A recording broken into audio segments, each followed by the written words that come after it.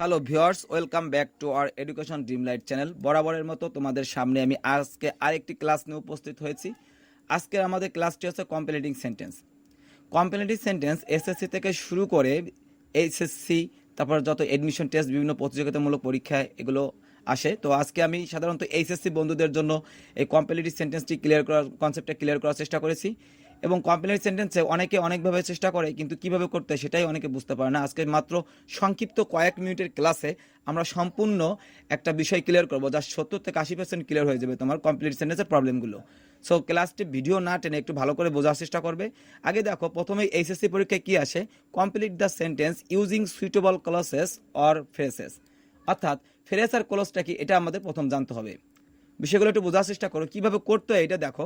কারণ আমরা competitive sentence যখন করতে যাই, কতগুলো নিয়ম রুল মুখস্থ করি, পরবর্তীতে দেখা যায় দুই একটা পারি, পরেরগুলো আর পারি না, যে কোথা থেকে আসে আমরা বুঝতে পারি না। সে কনসেপ্টগুলো আজকে ক্লিয়ার হয়ে যাবে, কীভাবে করতে হবে এটা তোমার বুঝতে হবে আগে। প্রথম হচ্ছে ক্লোসেস। ক্লোস মানে কি? ক্লোস মানে হচ্ছে বাক্যাংশ বা খণ্ডাংশ। ফ্রেস মানে কি? ফ্রেস মানে হচ্ছে কতগুলো শব্দগুচ্ছ। তাহলে ক্লোজ কখন হবে? একটা বাক্যর সাথে যখন আরেকটা বাক্য থাকবে, তো দুটো মানে কনজাংশন যখন কতগুলো বাক্যকে যুক্ত করবে, প্রত্যেকটি বাক্যকে আমরা বলবো ক্লোজ। আর ফ্রেজ হচ্ছে কতগুলো শব্দ। তাহলে কনসেপ্টটা ক্লিয়ার হয়ে যাবে আমরা যখন আরও যে ডিটেলস আলোচনা করব, তখন আমাদের কনসেপ্টটা ক্লিয়ার হয়ে যাবে। দেখো, তাহলে আগে সিম্পল সেন্টেন্সটা জানি। একটি বাক্যে একটি সাবজেক্ট, একটি মেইন ভার্ব থাকলে, একটা মেইন ভার্ব থাকবে। একটা বাক্যে অনেকগুলো ভার্ব থাকতে পারে, তবে মেইন ভার্ব কয়টা? একটা। আমরা প্রত্যেকেই জানি একটা সেন্টেন্সে একটা মেইন ভার্ব থাকে, আর একেই কিন্তু আমরা সিম্পল সেন্টেন্স বলি। যে সেন্টেন্সে একটা সাবজেক্ট থাকবে, একটা ভার্ব থাকবে। এখন আমার কথা হচ্ছে যে একটা সেন্টেন্সে যদি একটা ভার্ব থাকে, মূল ভার্ব থাকে, তাহলে দুইটা বাক্যে কয়টা মূল ভার্ব থাকবে? দুইটা। তিনটা বাক্যে কয়টা মূল ভার্ব থাকবে? তিনটা। এই বিষয়টা তো সহজে বুঝতে পারতেছো। তাহলে সিম্পল সেন্টেন্স হচ্ছে একটা মেইন ভার্ব থাকবে, একটা ভার্ব থাকবে, একটা সাবজেক্ট থাকবে। দেখো এখানে বট, এটা হচ্ছে মূল ভার্ব, এর আগে হিটার সাবজেক্ট, এ কারটা অবজেক্ট। তাহলে একটা সিম্পল সেন্টেন্সে একটা কিন্তু মূল ভার্ব থাকবে। মাইন্ড ইট অলওয়েজ, ওকে? তারপরে দেখো, তাহলে দুইটা বাক্যে মানে দুইটা সিম্পল সেন্টেন্স, তাহলে বুঝতেই পারছো সাবজেক্ট এবং মেইন ভার্ব কয়টা থাকবে? এখন দুইটা করে। তাহলে একটি বাক্যে সে তার একটা বাক্য যুক্ত করতে তাহলে কিসের প্রয়োজন হয়? যখন দুটো বাক্য থাকবে, বাক্যটাকে শ্রুতিমধুর করার জন্য আমরা কিন্তু কানেক্টরস, কনজাংশন এগুলো ব্যবহার করি। তোমাদের এইচএসসিতে কানেক্টরস আছে। কানেক্টরসটাও তোমাদের আমাদের এখান থেকে দেখে নিবে, আমাদের ভিডিও থেকে, চ্যানেল থেকে দেখে নিবে। তাহলে দেখো, একটি বাক্যে সে তার একটা বাক্যে যখন যুক্ত করে, তখন কি হবে? সেটা কনজাংশন হবে। তাহলে তোমরা এই জিনিসটা একটু বলো, যে কনজাংশন যখন বাক্যে তুমি দিবে, ধরো একটা সেন্টেন্স আছে, এরপর তুমি একটা কনজাংশন দিলে, তাহলে আরেকটা কি দিতে হবে? আরেকটা বাক্য দিতে হবে, সেন্টেন্স দিতে হবে। কারণ একটা বাক্যকে, দুটো বাক্যকে একটা কনজাংশন যদি যুক্ত করে, তাহলে কনজাংশনের কাজ হচ্ছে বাক্যকে যুক্ত করা। তাহলে একটা বাক্য যখন আছে, এটা কনজাংশন যখন দেওয়া হয়েছে, তার মানে আমার একটা বাক্য দিতে হবে, তাই না?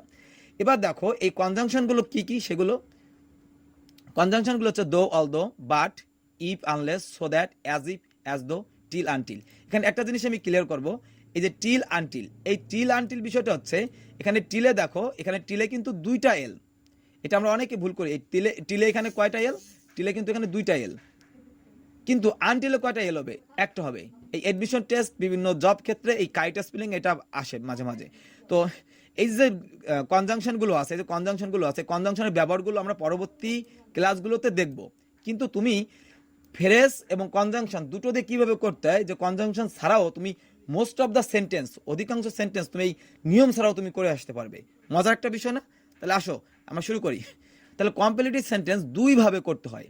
কয়ভাবে? দুইভাবে। আচ্ছা, দুইভাবে কিভাবে? একটা বাক্যের পর শূন্যস্থান থাকলে, তাহলে কিভাবে করব? জাস্ট একটা বাক্য থাকবে, সেই বাক্যের পর যদি শূন্যস্থান থাকে, তাহলে কিন্তু দুইটা ভাবে করা যায়। একটা হচ্ছে ফ্রেজ, আর একটা কি? কনজাংশন। খেয়াল করো, একটা হচ্ছে ফ্রেজ, আর একটা কি? কনজাংশন। তুমি যখন ফ্রেজ দিয়ে করবে, তাহলে কতগুলো শব্দ বসাবে। আর কনজাংশন যদি দাও, কনজাংশন দিতে হবে, তাহলে কনজাংশন দিলে সাথে একটা কি আনতে হবে? বাক্য আনতে হবে। কারণ কনজাংশনের কাজ হচ্ছে দুটো বাক্যকে যুক্ত করা। তাহলে একটা বাক্যের পরে, যে বলছে যদি একটি বাক্যের পর শূন্যস্থান থাকে, তাহলে একটি বাক্যের পর শূন্যস্থানে যদি তুমি কনজাংশন দাও, তাহলে আরেকটা বাক্য না হলে তো দুটো বাক্যকে যুক্ত করবে কে? তাহলে কনজাংশনের কাজ হচ্ছে যুক্ত করা। তাহলে আরেকটা বাক্য দিতে হবে, তাহলে কনজাংশনও দিতে হবে, বাক্য দিতে হবে। এই একভাবে করা যায়। আরেকটা হচ্ছে ফ্রেজ আকারে করা যায়। কখন? যদি বাক্যের পর একটা শূন্যস্থান থাকে। কনসেপ্টটা বোঝার চেষ্টা করো। তাহলে এসো এটা একটু আমরা করার চেষ্টা করি। তাহলে এখানে কি আছে, এখানে কিন্তু শুরুতে আছে দেখো হি গোস টু কলেজ, সে কলেজে যায়। আচ্ছা কলেজে সে কি জন্য যায়, সে কি জন্য যায়, অবশ্যই ধরো সে ইংলিশ প্রাইভেট পড়তে যায় বা ইংলিশ শিখতে যায়, তাহলে কলেজে কিন্তু সে ইংলিশ শিখতে যায়, টু লার্ন ইংলিশ।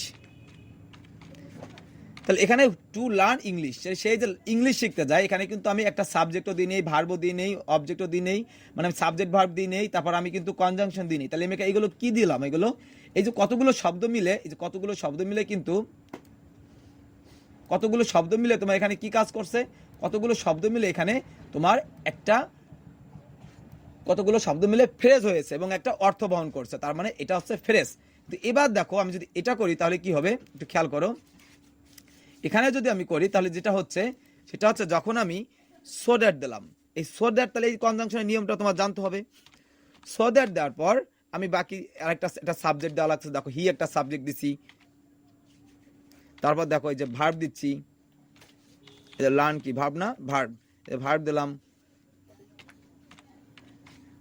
ভার্ব দিলাম।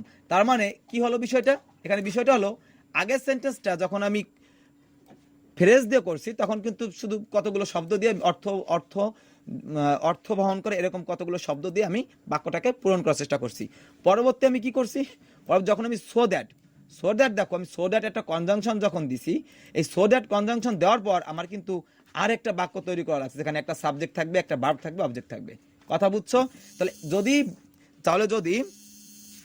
তাহলে আমাদের কাজ কি, যদি একটি বাক্যের পর শূন্যস্থান থাকে তাহলে দুইভাবে করা যায়, একটা হচ্ছে ফ্রেজ আর একটা হচ্ছে কনজাংশন। আশা করি মাইন্ড ইট অলওয়েজ, ওকে, একটু মনে রাখবা কিন্তু, বুঝতে পারছো এটা।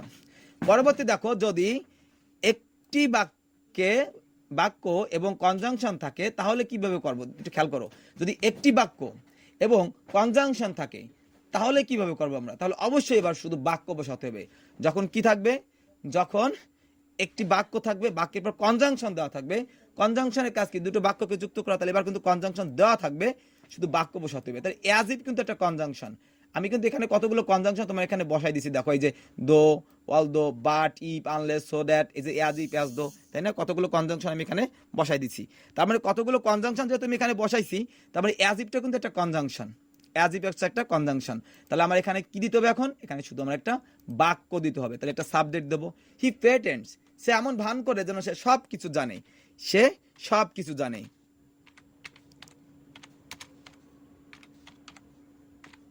তাহলে দেখো এখানে আমি যে বাক্যটা দিলাম, যে সে ভান করে যেন সে সব কিছু জানে, যে অ্যাজ ইফের নিয়ম কি, কিভাবে করতে হয়, এগুলো আমরা পরবর্তীতে ক্লাসে জানবো, কারণ এগুলো এখন যদি আমি করাতে যাই তাহলে অনেক ভিডিওটা লং হয়ে যাবে। আজকে আমরা শিখতেছি যে কিভাবে কম্পারেটিভ সেন্টেন্স করতে হয়, কিভাবে পড়তে হবে আমাদের, সেগুলো আমরা খেয়াল করতেছি এখানে। আচ্ছা পরবর্তীতে দেখো এক্সাম্পলের মাধ্যমে আমরা ক্লিয়ার হব। হি বিকেম রিচ, সে ধনী হয়েছিল। আচ্ছা সে ধনী হয়েছিল, এই বাক্যটাকে আমি দুইভাবে করতে পারি, একটা হচ্ছে আমি ফ্রেজ অথবা কনজাংশন সহ ফ্রেজ।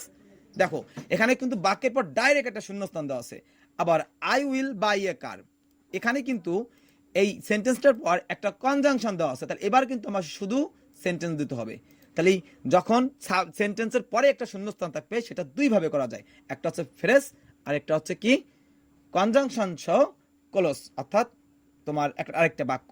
তাহলে দেখো আমি এখানে এটা করি, হি বিকেম রিচ, সে ধনী হয়েছিল, কি করে, সে অনেক টাকা পেয়ে ধনী হয়েছিল। তাহলে পাওয়ার ইংরেজি কি, গেট।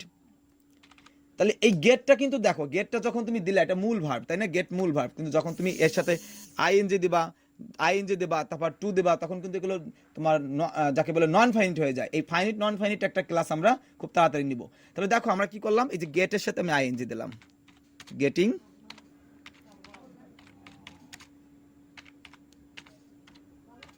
অনেকগুলো টাকা পেয়ে সে ধনী হয়েছিল। তাহলে এই যে আমি কতগুলো শব্দ বসিয়ে, ওয়ার্ড বসিয়ে আমি তোমার অর্থটা বোঝানোর চেষ্টা করছি, এটা কি হলো, একটা ফ্রেজ।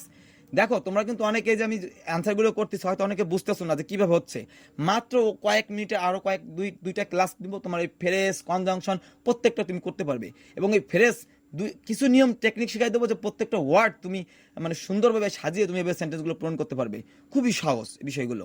এবার দেখো আরেকভাবে করা যায়, সেটা কি, আরেকভাবে যদি আমরা করি সেটা হচ্ছে, একটু খেয়াল করি, যদি আরেকভাবে করি আনসারটা তাহলে হবে তোমার হি বিকেম রিচ, সে ধনী হয়েছিল, কীভাবে ধনী হয়েছিল? কারণ সে অনেক টাকা পেয়েছিল। তাহলে আমি বিকজ দিয়ে করতেছি। বিকজ দেখো, যখন আমি কনজাংশন দিলাম, এখন কি আমার আবার একটা সেন্টেন্স করতে হবে, সাবজেক্ট ভার্ব অবজেক্ট দিতে হবে। তাহলে সে ধনী হয়েছিল কারণ সে অনেক টাকা পেয়েছিল। তাহলে হি গট এনাফ মানি। সে অনেক টাকা পেয়েছিল। দেখছো? তাহলে এই যে একটা বাক্যের পর যদি শূন্যস্থান থাকে সেটা দুইভাবে করা যায়। একভাবে করলাম ফ্রেজ দিয়ে, আর একটা কিভাবে করলাম, কনজাংশন সহ আমরা একটা ক্লোজ দিয়ে করলাম, বাক্য দিয়ে করলাম। এবার দেখো, যদি কনজাংশন থাকে তখন কিন্তু তোমার কোনো ফ্রেজ হবে না, কোনো কনজাংশন সহ ক্লোজ অর্থাৎ বাক্য আসবে না, তখন শুধু একটা সেন্টেন্স হবে, আই উইল বাই এ কার। আমি একটি গাড়ি কিনবো। যদি আমার কি অনেক টাকা থাকে, আমি এখানে টাকা দিয়ে অনেক কিছু বোঝাচ্ছি, হ্যাঁ। তাহলে আমার যদি কি অনেক টাকা থাকে, তাহলে কি